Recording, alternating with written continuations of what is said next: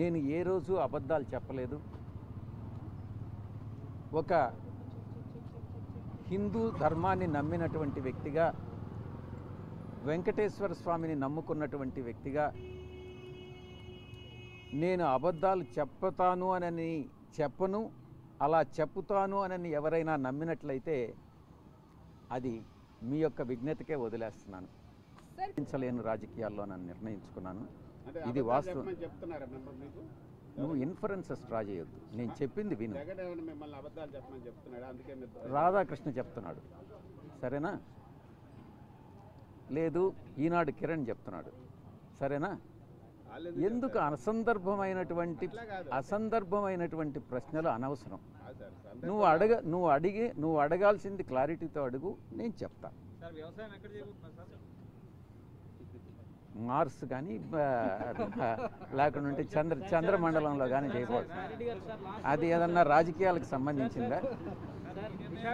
విశాఖపట్నంలో మీ పైన కొంతమంది ఆరోపణలు చేసిన సందర్భంలో మీరు ఒంటరిగా ప్రెస్ మీట్ పెట్టారు. పార్టీ ఆ రోజు మీ పట్ల ఎవరు కూడా వచ్చి మీకు ధైర్యంగా మీ వెనక నిలబడడం కానీ కేవలం ఆ సందర్భంలో అవంతి శ్రీనివాస్ గారు ఒక్కరే మీతో పాటు కూర్చొని ప్రెస్ కాన్ఫరెన్స్ కండక్ట్ చేశారు.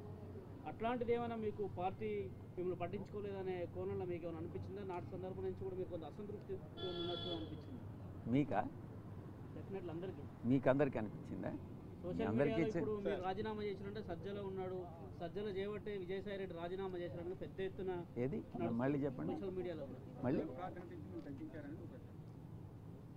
విజయసాయి రెడ్డి ప్రాతినిధ్యం ఎవ్వరూ తగ్గించలేరు, ఏ ఒక్కరూ తగ్గించలేరు. నా కెపాసిటీస్ నాకుంటాయి. కానీ నువ్వేమన్నా తగ్గించగలవా? రాధాకృష్ణ ఏమన్నా తగ్గించగలడా? తగ్గించలేడు కదా. నా కెపాసిటీ నా సామర్థ్యం ఏందనేది నాకు తెలుస్తుంది. దాన్ని కృష్ణ అంచనా వేయలేడు, ఇంకొకరు అంచనా వేయలేడు. నా దృష్టిలో నేను న్యాయం చేయగలిగితే నేను చేస్తాను.